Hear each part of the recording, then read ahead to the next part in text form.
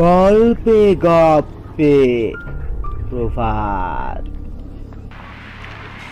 এখানে গল্প শোনানো হয়।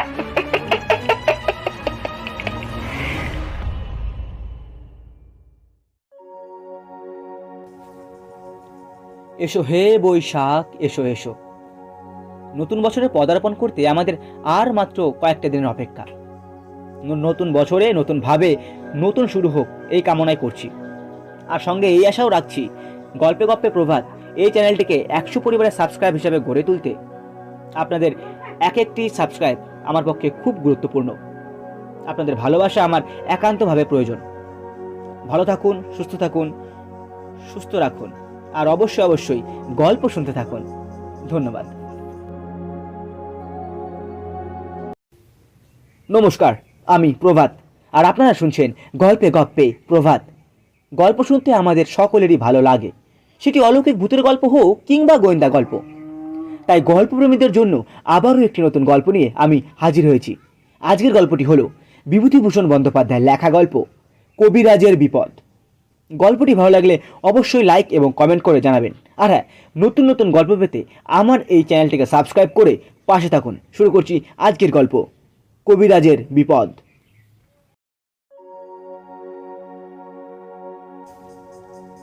চন্দ্রনাথ বাবু কবিরাজ এবং শিশির সেন একজন ডাক্তার।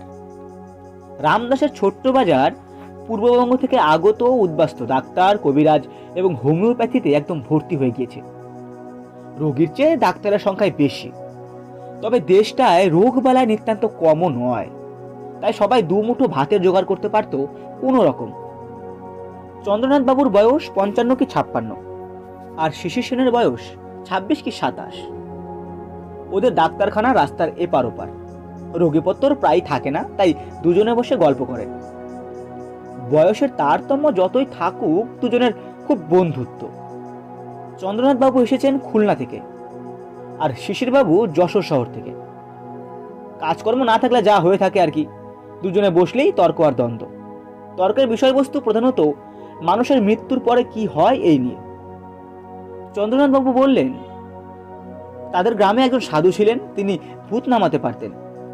অনেকবার তিনি ভূত নামিয়েছেন, নিজের চোখে ভূতের আবির্ভাব দেখেছেন, ভূতের কথা শুনেছেন নিজের কানে।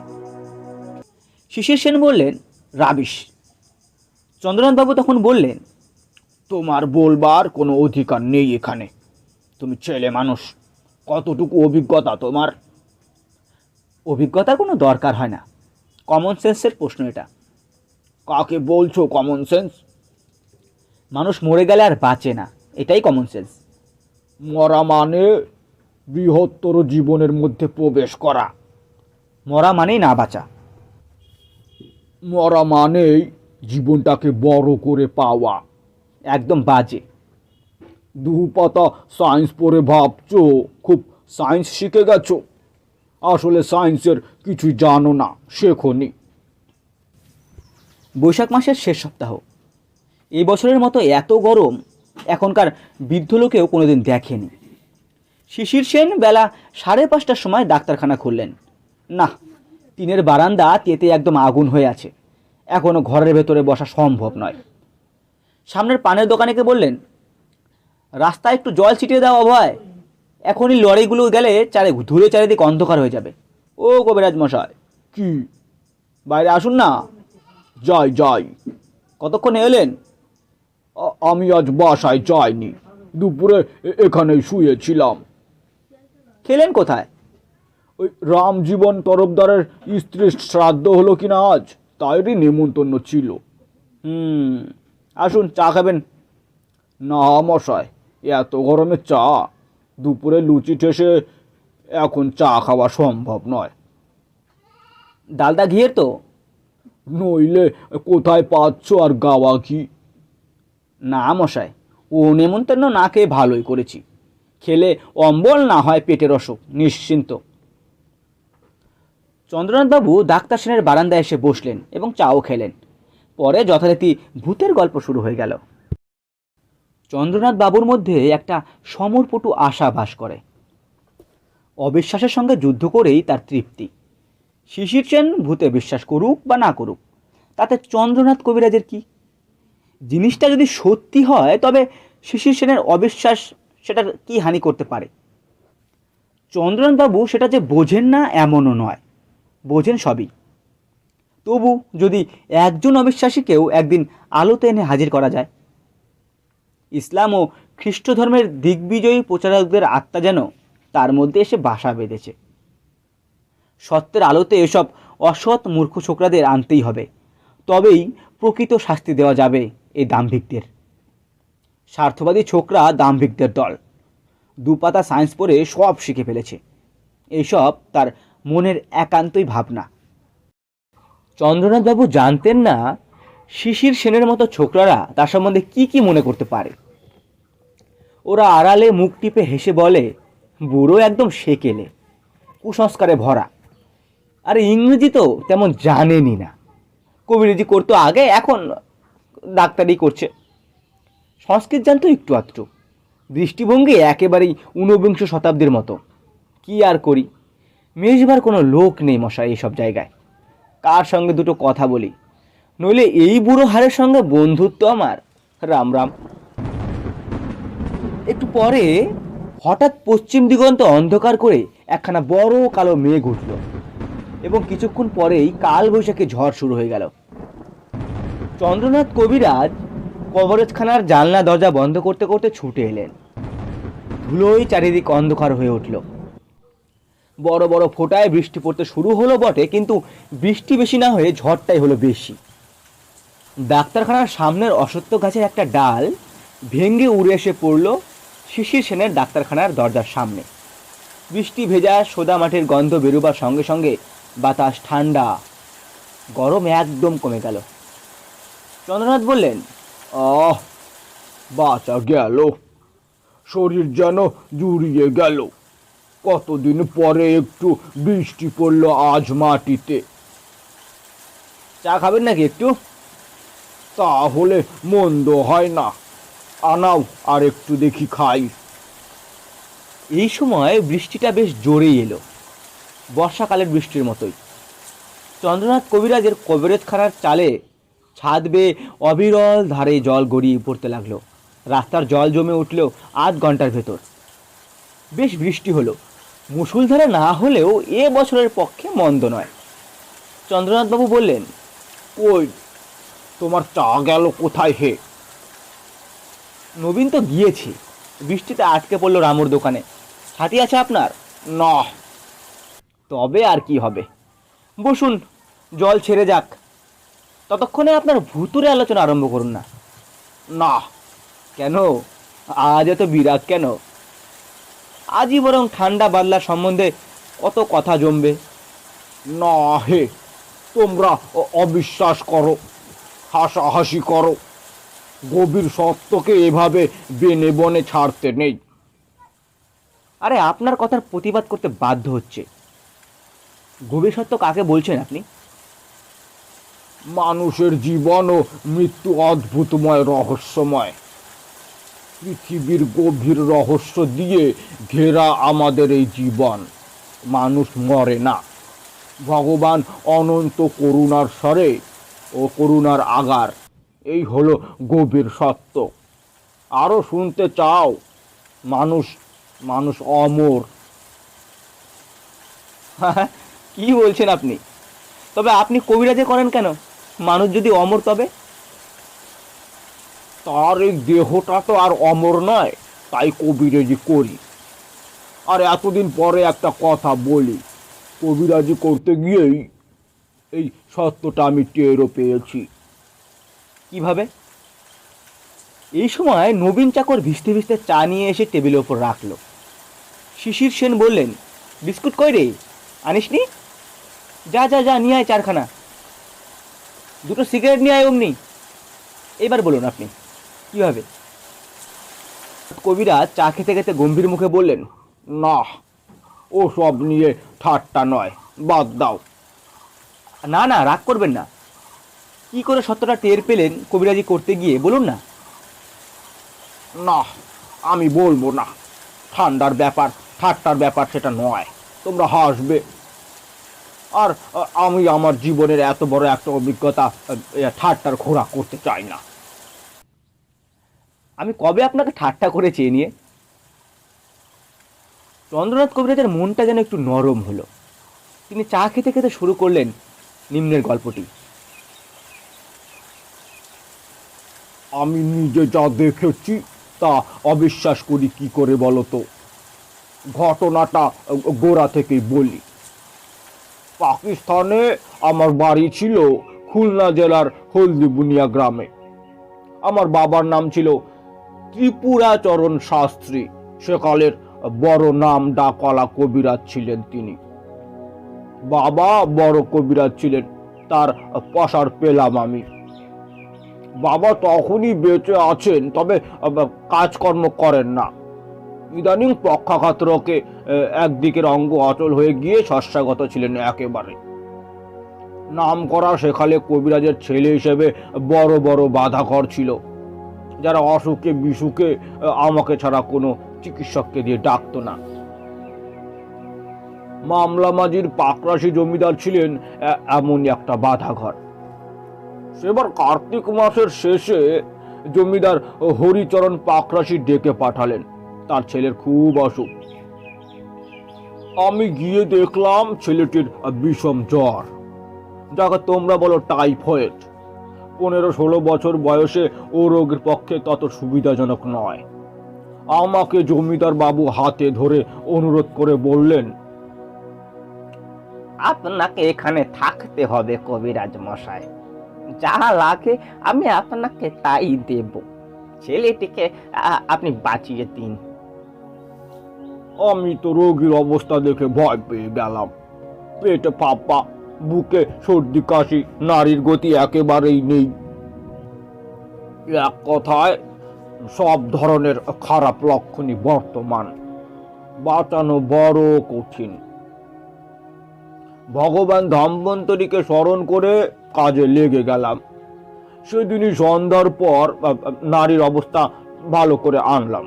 পেট ফাঁপাটা অনেক কমে গেল, ভুল বকুনি খানিকটা কমলো। তারপরে আমি খানিকটা নিশ্চিন্ত হয়ে বিশ্রাম করতে গেলাম রাত্রির 1 প্রহর পর। পাকরাশি জমিদারের বাড়ি 2 মহলা। বাইরের একদিকে দোলমঞ্চ, নাট মন্দির আর গোবিন্দ মন্দির, ডাইনে সদর কাছারি আর মাহাফেজখানা। মাহাফেজখানার দক্ষিণে আমলাদের থাকবার কুঠুরি সারি সারি অনেকগুলি। আমলাদের বাসার পূর্ব দিকে বড় পুকুর। এই পুকুরের 3 দিকে বাঁধানো ঘাট। পুপারের ঘাট বাইরের লোকেদের জন্য, বাকি 2টি ঘাট আমলাদের জন্য। বাইরের মহলের মাঝখানে সদর দেউরি। সেই দেউরির দুপাশে 2 বৈঠকখানা। আমার বাসা নির্দিষ্ট হয়েছিল বাঁদিকের বৈঠকখানার পাশের কুঠুরিতে। সাদা ধবধবে চাদর পাতা, 2 বড় বড় তাকিয়া, মশারি খাটানো চমৎকার বিছানা করে দিয়ে গিয়েছে বাড়ির ঝি। খাওয়া দাওয়া শেষ করে আমি বাইরে বসে অনেকক্ষণ রোগীর বিষয়ে চিন্তা করলাম। কাল সকালে কি কি অনুকরণ দেওয়ার দরকার সেগুলো মনে মনে ঠিক করলাম। তারপর এসে শুয়ে পড়তে যাব, এমন সময় দেখি জ্যোৎস্নালোকিত মাঠ দিয়ে কে একজন সাদা কাপড় পরা স্ত্রী লোক এদিকেই আসছে। রাত তখন অনেক। একা রাতে একা কে মেয়ে এইদিকে আসছে আমি বুঝতে পারলাম না। মেয়েটি এসে দেউরির মধ্যে দিয়ে বাড়ির ভিতরে ঢুকলো। 15 মিনিটের মধ্যেই আবার সে বার হয়ে মাঠের দিকে চলে গেল। আমি ভাবলাম আমলাদের বাড়ি থেকে যদি কোনো স্ত্রী লোক রোগীকে দেখতে আসে, তবে এত রাত্রে আসবে কেন, একাই বা আসবে কেন? এইসব ভাবতে ভাবতেই ঘড়িতে ঢং ঢং করে 12টা বাজলো। এমন সময় বাড়ির ভেতর থেকে আমার ডাক এলো। রোগীর অবস্থা খুব খারাপ, শিগগির যেন চাই। আমি তাড়াতাড়ি ছুটে গেলাম রোগীর পাশে। সত্যি রোগীর অবস্থা এত খারাপ হলো কি করে? 1.5 ঘন্টা আগেও দেখে গিয়েছি রোগী বেশ আরামে ঘুমোচ্ছে, এখন তার জ্বর হঠাৎ বড্ড নেমে গিয়েছে, অথচ চোখ দুটো জবা ফুলের মতো লাল। নারীর অবস্থা খুব খারাপ। জ্বর এত কম দেখে সত্যি বলতে আমিও একটু ঘাবড়ে গেলাম। বেজায় ঘামতে শুরু করেছে রোগী। মস্ত বড় সংকটজনক অবস্থার মুখে এসে পড়ল কি করে হঠাৎ। আমিও তক্ষুনি কাজে লেগে যাই।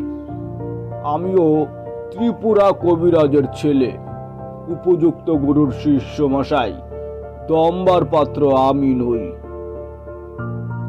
ঘন্টা দুয়েকের মধ্যে রোগীকে চাঙ্গা করে তুলে শেষ রাত্রে ক্লান্ত দেহে বাইরের ঘরে বিশ্রাম করতে গেলাম। এক ঘুমে একেবারে বেলা 8টা। উঠে রোগী দেখে এলাম, বেশ অবস্থা, কোনো খারাপ উপসর্গ নেই। সারাদিন এভাবে কাটলো। রোগীর অবস্থা দেখে বাড়ির সকলে খুব খুশি।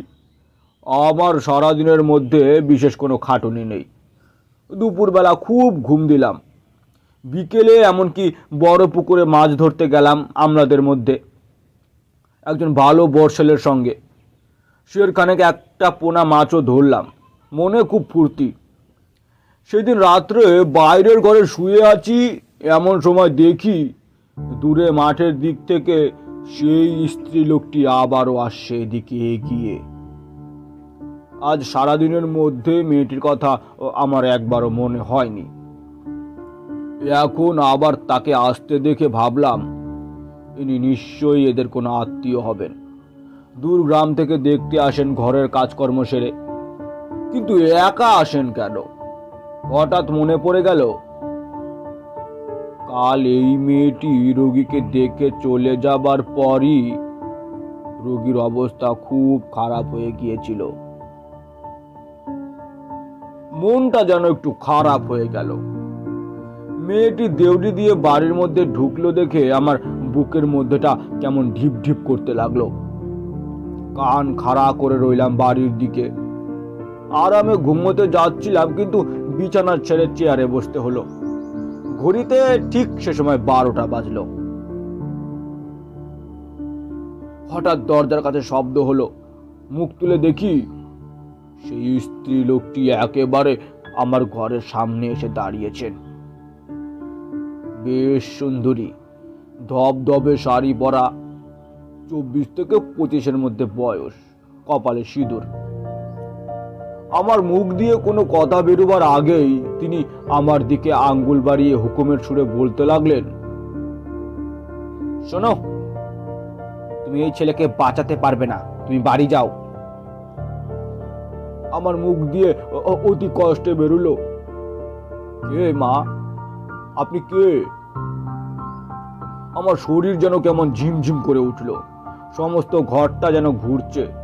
কেন এমন হলো হঠাৎ আমি নিজেও বলতে পারবো না। তিনি এক দৃষ্টে আমার দিকে চেয়ে বললেন, শোনো, আগুন নিয়ে খেলা করো না, একে আমি নিয়ে যাব। এ আমার ছেলে।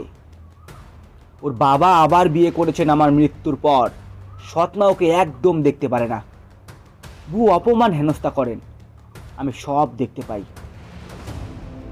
আমার স্বামী অনেক কথাই জানে না, কিন্তু আমি সব জানি। আমি আমার ছেলেকে নিশ্চয়ই নিয়ে যাব। কাল রাত্রেই নিয়ে যেতাম, তোমার জন্য পারিনি। তুমি চলে যাও এখান থেকে, ওকে বাঁচাতে তুমি পারবে না। আমার সাহস ফিরে এলো। হাত জোর করে বললাম, মা, আমি বৈদ্য, আমার ধর্ম প্রাণ বাঁচানো। আমার ধর্ম থেকে আমি বিচ্যুত হব না কখনোই। আমার প্রাণ যায় সেও শিকার। একটা প্রস্তাব করি মা। জমিদার বাবুকে সব খুলে বলি। অসুখ সারবার পর তিনি ছেলেকে যাতে কোনো ভালো স্কুল বোর্ডিংয়ে রেখে দেন, এ ব্যবস্থা আমি করব। এ যাত্রা আপনি ওকে নিয়ে যাবেন না। যদি আবার ওর উপরে অত্যাচার হতে দেখেন তখন নিয়ে যাবেন, আমিও আর আসবো না। দয়া করুন জমিদার বাবুকে, তিনি বড় ভালোবাসেন এই ছেলেকে। তিনি বললেন, বেশ, তাই হবে। তবে যদি কোনো ভালো ব্যবস্থা না হয়, তবে এবার আমি ওকে নিয়ে যাবই, মনে থাকে যেন। তখনই যেন সেই মূর্তি মিলিয়ে গেল। সঙ্গে সঙ্গে আমার ডাক এলো অন্দর থেকে, রোগীর অবস্থা নাকি খুব খারাপ হয়ে গিয়েছে আবারও।